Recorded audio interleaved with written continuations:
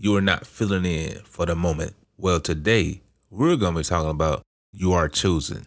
After the intro, let's get it. You have one life. You got a calling and a purpose. Welcome to the Witness to Power podcast, the show that encourages and inspires you to be who God has called you to be.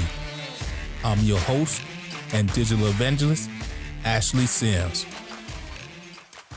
What's going on, everybody? Well, today I want to just talk to you about something that was just on my heart the other day. It's about when you are called of God, God calls you and not somebody else. Because we're not just filling in. He's raising you up. And sometimes you'll hear this, and sometimes you might even think of that, man, I got big shoes to fill. No, you don't, unless you get a larger shoe to put on. Like you put on some burden that is not necessary for you to carry. When you are called up, like say next person up, you were in line or you're taking over. God is calling you, not for you to be comparison to the last person, the last leader, no matter what it is. When you step up, guess who you are? You are thought authentic self. Look, when Jesus calls you, there's no copying necessary. So when you are pulled to the front, when you are chosen, pulled out, and set apart, he called you, he called me to be our own authentic self. So we can't get in this thing of comparison. We can't get in this thing of self-destruction. We are like, oh, they do this good. I don't do that. They do this. You do things well, and Jesus does all things well. We are coming in the name of Jesus Christ. And when you're pulled out into the front, don't sit there and think about what you lack. Don't think about your your shortcomings. Don't think about how they did this, how they did that. But you will call. They're gone. And in this instance, Joshua was called up because Moses had died. And God called Joshua immediately because God knows how this is going to go. You got to look at Moses' life.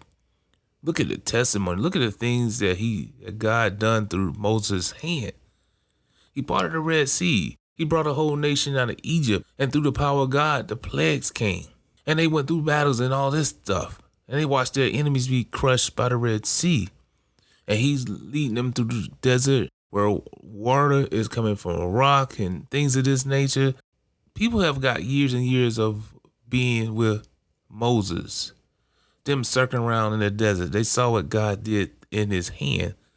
So imagine Joshua, who's been on his side, his right hand man, his person going to and fro, saying they can take this land, watching this. And then God says to Joshua in chapter 1, it says, now after the death of Moses, the servant of the Lord came. Now after the death of Moses, the servant of the Lord, it came to pass that the Lord spake unto Joshua, the son of Nun, Moses' minister, saying, Moses, my servant, is dead. Now therefore arise, go over this Jordan, thou and thou all, he said, basically you and all these people unto the land which I do give to them, even to the children of Israel. He's telling Joshua, this mission don't stop. One person don't spoil the show. I'm still God, and I'm choosing you, and keep going. Sometimes we'll get in a situation where something happens, somebody moves away, somebody quits, or tragically somebody dies. And you have to fill in this space.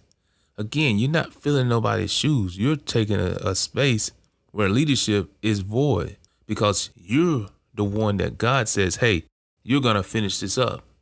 And so that's why God is coming to him personally and says, okay, I know you're going to grieve. I know I done great things through Moses and you stood by his side. Now it's your turn. See, how about this? When it's our turn, let it be our turn. let's not compare ourselves to the last leader, last person before. I just showed Transformers, this cartoon show I used to watch as a kid. And Optimus Prime was the leader of Autobots for a long time. And then he was killed in a battle against Megatron. And then it was passed to Ultra Magnus. And finally, the Matrix chose a leader, Hot Rod. He became Rodimus Prime.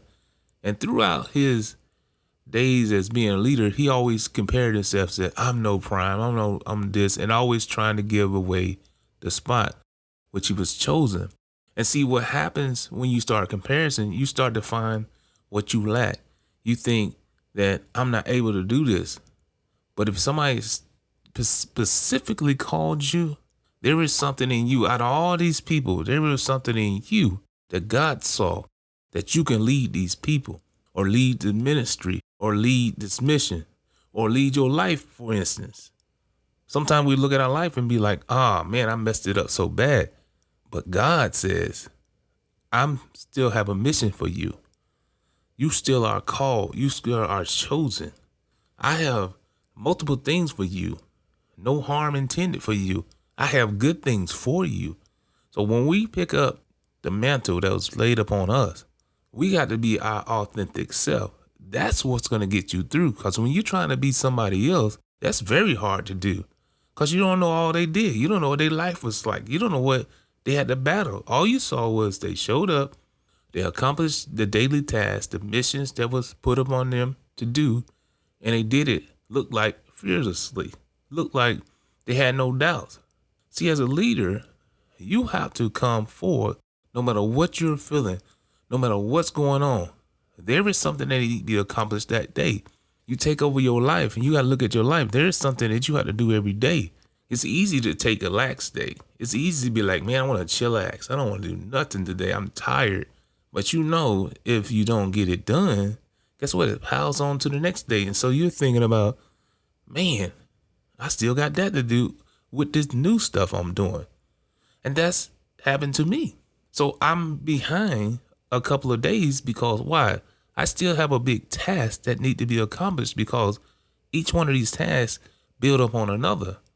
So whatever you're doing, so whatever in life, you can't let the comparison steal your joy. You can't let comparison make you feel like you're not able to do this, that you're not worthy of the calling. You're not worthy of what God said you're worthy of. If God said it, that settles it, as we say. God called you out. God called you and me to do this thing. We can't look at somebody else's life and say, man, that's crazy. I can't do that. I'm not able to do that. I don't have these gifts and talents. You have these gifts. And that's why you got to get around somebody that is positive and going somewhere and have a vision, a big vision and exposure to things, because they're going to be the iron that sharpens you. Iron sharpens iron, as he that sharpens the countenance of his friend. See, that is the utmost. Who is in your circle? Again, who is in your ear that's not moving in the direction you were going? For a season, we have friends. For a season, we have people in our life. But there are people that's like Joshua that stood with Moses through all these years. And Caleb, the same thing. Joshua and Caleb was there. They was agreeing with the vision. And now the vision has been given to them. Because God's mission don't stop because we don't feel like doing it. If God chose you, he wants you to do it. It's still going to be there, that burden on you. But guess what?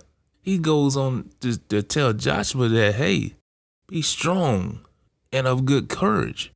For unto this people thou shalt divide for an inheritance the land which I swear unto thy fathers to give them.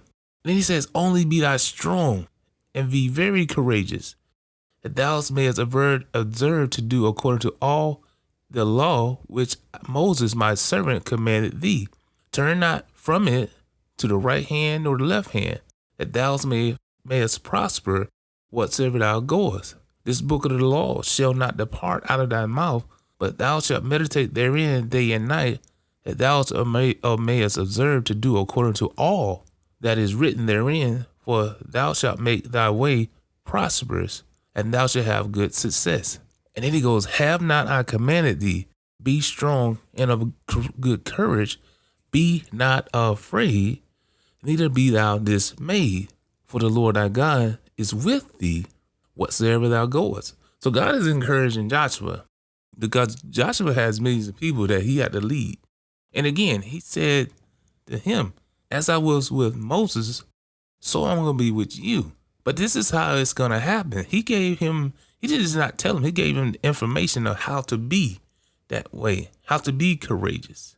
And then I'm going to go back to verse 5. He goes, there shall not any man be able to stand before thee all the days of thy life. Here's God giving Joshua a promise.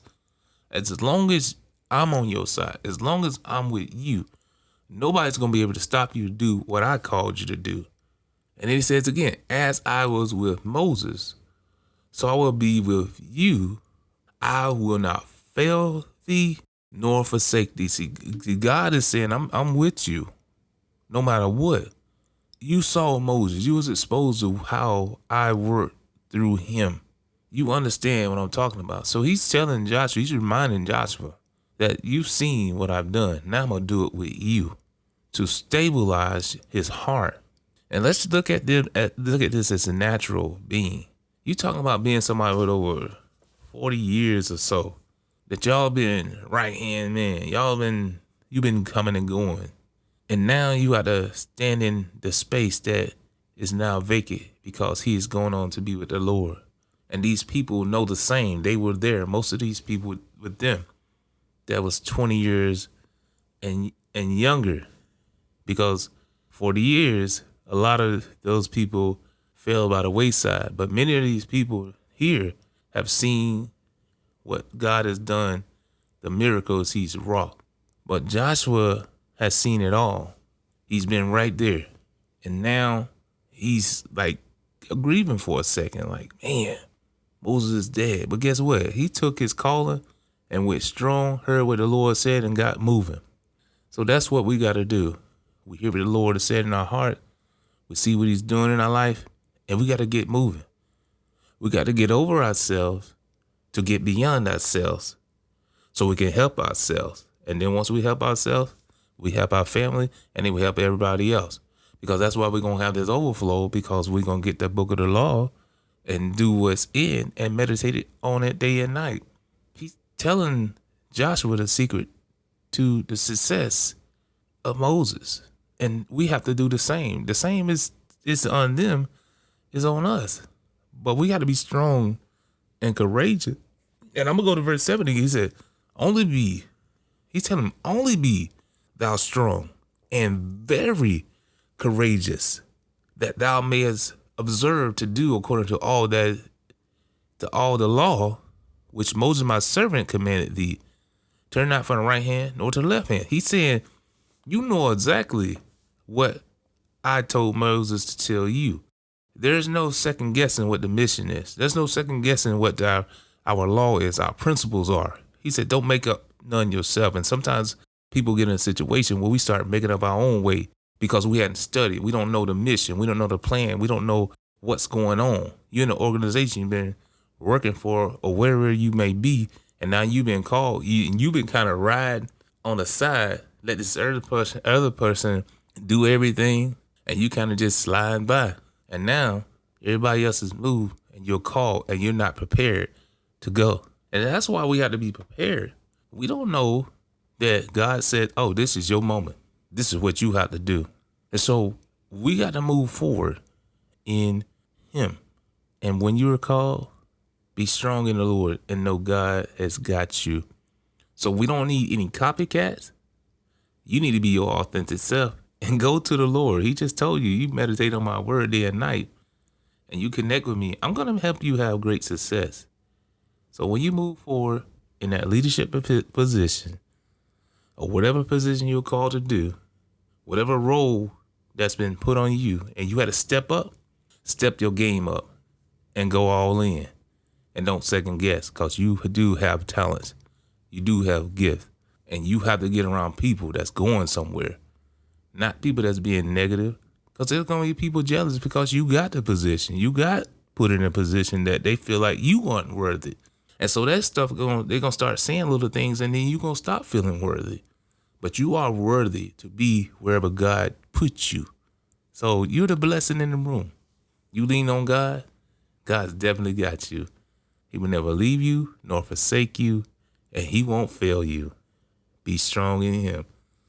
So when we are called and when you are chosen, pick up and go forward in Jesus. And remember, you're not just filling in. You're there to lead. You're there to bring people out, motivate, inspire, and encourage, no matter wherever you are. There's no comparison. Be your authentic self. We'll talk again. Reach one, reach many. Be blessed. Until next time, have an awesome week. Thanks again for listening to an episode of Witness the Power Podcast. I appreciate each and every one of you.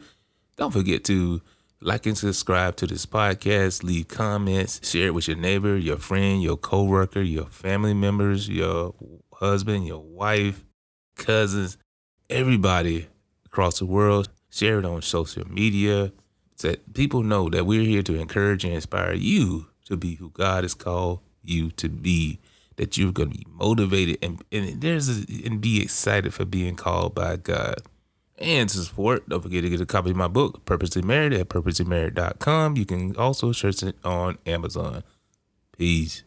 Have you ever felt that you've not lived up to your full potential? Or maybe you felt that you have no idea what you truly want out of life, but you feel you can do more than what you're doing now.